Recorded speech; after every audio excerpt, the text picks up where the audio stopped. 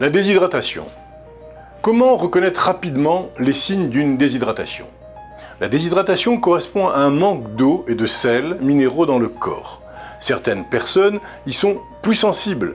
Les nourrissons, les bébés, les jeunes enfants, les personnes âgées et les personnes souffrant de maladies chroniques comme le diabète par exemple. La déshydratation, un manque d'eau dans le corps. Comment cela peut survenir? Suite à des diarrhées, des vomissements. Dans certaines maladies chroniques, j'ai cité le diabète. En cas de prise excessive de médicaments diurétiques ou laxatifs. En cas de transpiration excessive liée à une canicule. Ou, tout simplement, lorsque l'apport en eau et sels minéraux ne compense pas les pertes. Comment reconnaître rapidement les signes de déshydratation? Les premiers signes sont la soif, bien sûr, des lèvres sèches, une perte de poids débutante, inférieure à environ 5% du poids du corps, une fatigue anormale et une perte de force.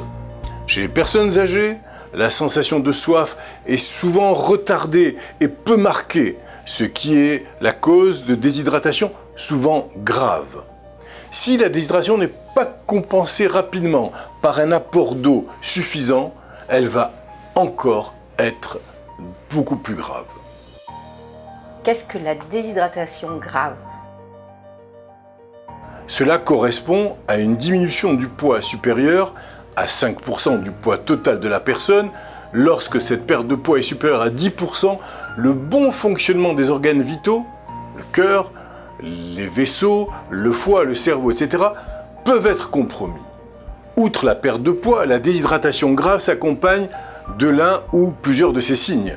La soif intense, une bouche et une langue sèches, un regard terne et des yeux enfoncés, l'apparition d'un pli cutané.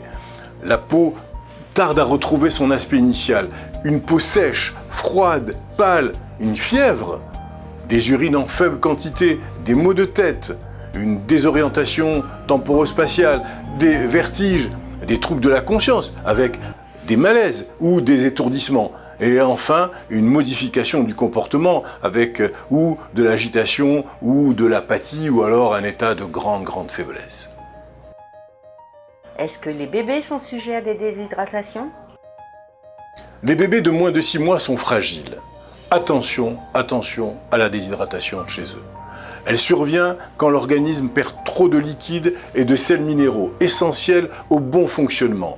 Dans l'organisme d'un nouveau-né, l'eau représente 80% de son poids et 65% chez un nourrisson de plus d'1 an. Il est donc important de connaître les signes de déshydratation du nourrisson et de consulter rapidement le médecin. C'est un enfant qui va être anormalement apathique et qui dort beaucoup.